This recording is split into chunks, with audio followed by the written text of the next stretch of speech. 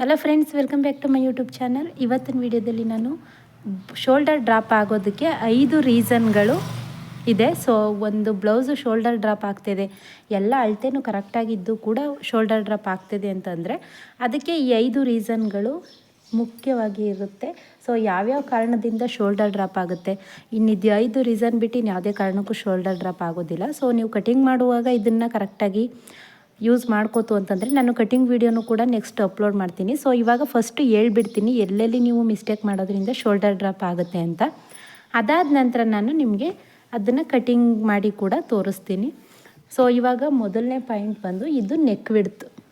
So ಈ neck width ಬಂದು ನೀವು ಯಾವ್ಯಾವ ಅಳತೆ ಎದೆ ಸುತ್ತಳತೆಗೆ ಎಷ್ಟೆಷ್ಟು ತಗೋಬೇಕು ಅಷ್ಟೇ ಅಳತೆಗೆ ನೀವು ನೆಕ್ ವಿಡ್ತನ್ನ ತಗೋತು ಅಂತಂದರೆ ಯಾವುದೇ ರೀತಿ ಶೋಲ್ಡರ್ ಡ್ರಾಪ್ ಆಗೋದಿಲ್ಲ. ಇದನ್ನು ನೀವು ಜಾಸ್ತಿ ತಗೊಂತು ಅಂತಂದರೆ ನಾವು ಯಾವಾಗಲೂ ನೆಕ್ ವಿಡ್ತನ್ನ ಡೀಪ್ ಪ್ರಕಾರ ನಾವು ನೆಕ್ ವಿಡ್ತನ್ನ ತಗೋಬೇಕಾಗುತ್ತೆ. ಡೀಪ್ ಕಡಿಮೆ ಇತ್ತು ಅಂತಂದರೆ ನೆಕ್ ವಿಡ್ತ್ ಅನ್ನೋದು ಜಾಸ್ತಿ ತಗೊಳ್ಳಿ. ಡೀಪ್ ಜಾಸ್ತಿ ಇತ್ತು ಅಂತಂದರೆ ಇಲ್ಲೂ ಜಾಸ್ತಿ ಆಯಿತು ಅಂತಂದರೆ ನಿಮಗೆ ಶೋಲ್ಡರ್ ಡ್ರಾಪ್ ಆಗುತ್ತೆ. ಸೊ ಇದು ನಿಮಗೆ ಅರ್ಥ ಆಯಿತು ಅಂತ ಅನ್ಕೋತೀನಿ. ನಾನು ಇವಾಗ ಇದನ್ನು ತೋರಿಸ್ತೀನಿ. ಇದು ಮಾಡುವಾಗ ಕಟಿಂಗ್ ಮಾಡುವಾಗ ನಾನು ನಿಮಗೆ ಕರೆಕ್ಟಾಗಿ ತೋರಿಸ್ತೀನಿ, ಆವಾಗ ನಿಮಗೆ ಪರ್ಫೆಕ್ಟಾಗಿ ಅರ್ಥ ಆಗುತ್ತೆ. ಸೊ ಈ ರೀತಿ ಇಟ್ಕೊಂಡಾಗ ನಿಮಗೆ ಡೀಪ್ ಜಾಸ್ತಿ ಇತ್ತು ಅಂತಂದರೆ ನೀವು ನೆಕ್ ವಿಡ್ತ್ ಅನ್ನೋದನ್ನು ಕಡಿಮೆ ಮಾಡ್ಕೋಬೇಕು. ಆವಾಗ ಯಾವುದೇ ಕಾರಣಕ್ಕೂ ನಿಮಗೆ ಶೋಲ್ಡರ್ ಡ್ರಾಪ್ ಆಗೋದಿಲ್ಲ. ಮೊದಲನೇ ಪಾಯಿಂಟ್ ಅದು. ಸೊ ಎರಡನೇ ಪಾಯಿಂಟ್ ಬಂದು ನೀವು ಹಾರ್ಮೋಲ್ ಈ ರೀತಿ ಅಳತೆ ತಗೊಂಡು ಈ ರೀತಿ ಇಟ್ಕೊಂಡು ಅಳತೆ ತಗೋತೀರಲ್ವ, ಈ ಹಾರ್ಮೋಲ್ ಬಂದು ಎಷ್ಟೆಷ್ಟು ಎದೆ ಸುತ್ತಳತೆಗೆ ಎಷ್ಟಿರಬೇಕು ಅಷ್ಟೇ ಇಟ್ಕೋಬೇಕು. ಇಲ್ಲ ಅಂತಂದರೆ ನೀವು ಬಾಡಿ ಮೆಜರ್ಮೆಂಟ್ ಕೂಡ ತಗೊಂಡು ಇಟ್ಕೋಬೋದು. ಅವ್ರಿಗೇನಾದರೂ ಶೋಲ್ಡರ್ ಡ್ರಾಪ್ ಆಗ್ತಿತ್ತು ಅಂತಂದರೆ ನೀವು ಬಾಡಿ ಮೆಜರ್ಮೆಂಟ್ನೇ ಇಟ್ಕೊಂಡ್ಬಿಡಿ. ಆವಾಗ ಅವ್ರಿಗೆ ಕರೆಕ್ಟಾಗಿ ಫಿಟ್ಟಿಂಗ್ ಅನ್ನೋದು ಕೂರುತ್ತೆ. ಒಂದು ಸಲ ಅಳತೆ ಕರೆಕ್ಟಾಗಿ ಕೂರ್ತು ಅಂತಂದರೆ ನೀವು ಯಾವುದೇ ಬ್ಲೌಸ್ನ ಕೊಟ್ಟರು ಕೂಡ ಪರ್ಫೆಕ್ಟಾಗಿ ಆಗುತ್ತೆ. ಸೊ ನೋಡಿ ಈ ರೀತಿ ಅಳತೆ ತಗೋಬೋದು. ಇಲ್ಲಿಂದ ಈ ರೀತಿ ಇಟ್ಕೊಂಡು ಕಟಿಂಗ್ ಮಾಡುವಾಗ ಅಳತೆನ ತಗೋಬೋದು. ಸೊ ಇದು ಬಂದು ಎರಡನೇ ಪಾಯಿಂಟು. ಮೇಯ್ನ್ ಪಾಯಿಂಟ್ ಬಂದೆ ಆರ್ಮೋಲ್ ಕರೆಕ್ಟಾಗಿ ತಗೊಳ್ಳಿಲ್ಲ ಅಂತಂದರೆ, ಯಾಕಂತಂದರೆ ಕಂಕ್ಳಲ್ಲಿ ಕರೆಕ್ಟಾಗಿ ನಿಮಗೆ ಕೂರಲಿಲ್ಲ ಅಂತಂದರೆ ಹೇಗೆ ಅದು ಶೋಲ್ಡರ್ ಹತ್ರ ಜಾರೋ ಅಂಥ ಸಾಧ್ಯತೆ ಇರುತ್ತೆ. ನೋಡಿ ಇಲ್ಲಿ ಟೈಟ್ ಆಯಿತು ಅಂತಂದರೆ ಈ ರೀತಿ ನಿಮಗೆ ಬಾಗುತ್ತೆ.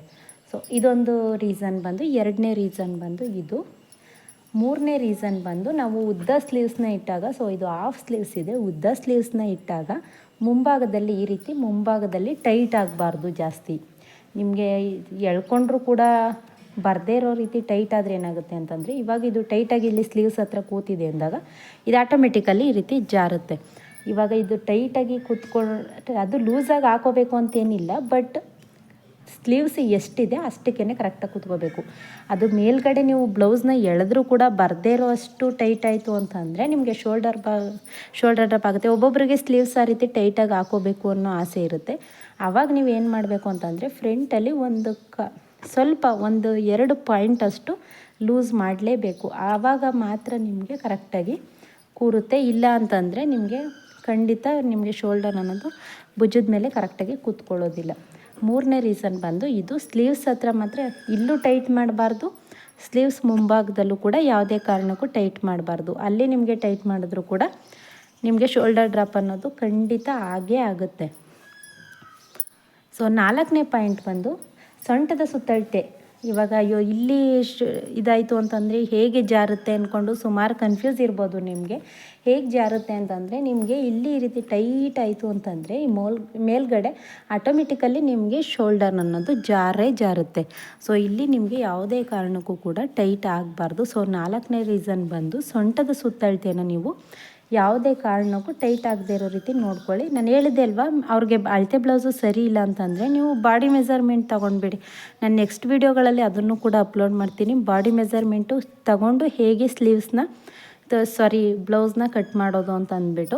ಸೊ ಬಾಡಿ ಮೆಜರ್ಮೆಂಟ್ ತಗೊಂಡು ನೀವು ಕಟಿಂಗ್ ಮಾಡ್ತು ಅಂತಂದರೆ ನಿಮಗೆ ಪರ್ಫೆಕ್ಟಾಗಿ ಬ್ಲೌಸ್ಗೆ ನಿಮಗೆ ಸಿಗುತ್ತೆ. ಯಾವುದೇ ಕಾರಣಕ್ಕೂ ಕೂಡ ಅದು ನಿಮಗೆ ಹೆಚ್ಚು ಕಡಿಮೆ ಆಗೋದಿಲ್ಲ. ಅದನ್ನು ಕೂಡ ತೋರಿಸ್ತೀನಿ. ಬಾಡಿ ಮೆಜರ್ಮೆಂಟ್ ತಗೊಂಡು ಹೇಗೆ ನಾವು ಬ್ಲೌಸ್ನ ಕಟಿಂಗ್ ಮಾಡೋದು ಅನ್ನೋದನ್ನು ಕೂಡ ನಿಮಗೆ ತೋರಿಸ್ತಾ ಹೋಗ್ತೀನಿ. ನೆಕ್ಸ್ಟ್ ಮೇಯ್ನ್ ಪಾಯಿಂಟ್ ಬಂದು ಚೆಸ್ಟ್ ಹತ್ರ ಟೈಟ್ ಆಗಬಾರ್ದು. ಇವಾಗ ನೀವು ಎದೆ ಸುತ್ತಳತೆ ತಗೋತೀರಲ್ವ, ಎದೆ ಸುತ್ತಳತೆ ಅನ್ನೋದು ಕರೆಕ್ಟಾಗೇ ಇರಬೇಕು. ಎದೆ ಸುತ್ತಳತೆ ಹತ್ರ ಟೈಟ್ ಆಯಿತು ಅಂತಂದರೆ ಏನಾಗುತ್ತೆ ಅಂತಂದರೆ ಬ್ಲೌಸ್ ಇರುತ್ತೆ ಲೂಸ್ ಆಗಬಾರ್ದು, ಟೈಟು ಕೂಡ ಆಗಬಾರ್ದು. ಲೂಸ್ ಆಯಿತು ಅಂತಂದರೂ ಕೂಡ ನಿಮಗೆ ಶೋಲ್ಡರ್ ಬೀಳುತ್ತೆ, ಟೈಟ್ ಆಯಿತು ಅಂದರೂ ಕೂಡ ಶೋಲ್ಡರ್ ಬೀಳುತ್ತೆ. ಅದಕ್ಕೇ ನಾನು ಹೇಳಿದ್ದು ಬಾಡಿ ಮೆಜರ್ಮೆಂಟ್ನ ತಗೊಂಡು ಬ್ಲೌಸ್ ಕಟಿಂಗ್ ಅನ್ನೋದನ್ನು ಮಾಡಿ ಅಂತ. ಸೊ ಇದಿಷ್ಟು ಪಾಯಿಂಟ್ಗಳನ್ನ ನೀವು ಪಾಲಿಸ್ತು ಅಂತಂದರೆ ನಿಮಗೆ ಯಾವುದೇ ಕಾರಣಕ್ಕೂ ಕೂಡ ಶೋಲ್ಡರ್ ಡ್ರಾಪ್ ಆಗೋದಿಲ್ಲ. ಸೊ ಇದಿಷ್ಟು ನಿಮಗೆ ವಿಡಿಯೋ ಹೆಲ್ಪ್ ಆಯಿತು ಅಂತಂದರೆ ವಿಡಿಯೋಗೊಂದು ಲೈಕ್ ಮಾಡಿ. ಹಾಗೆಯೇ ಹೊಸ್ದಾಗಿ ನನ್ನ ಚಾನಲ್ ನೋಡ್ತಾ ಇದ್ದೀರಾ ಅಂತಂದರೆ ಚಾನಲ್ಗೆ ಸಬ್ಸ್ಕ್ರೈಬ್ ಮಾಡ್ಕೊಳ್ಳಿ. Thank you.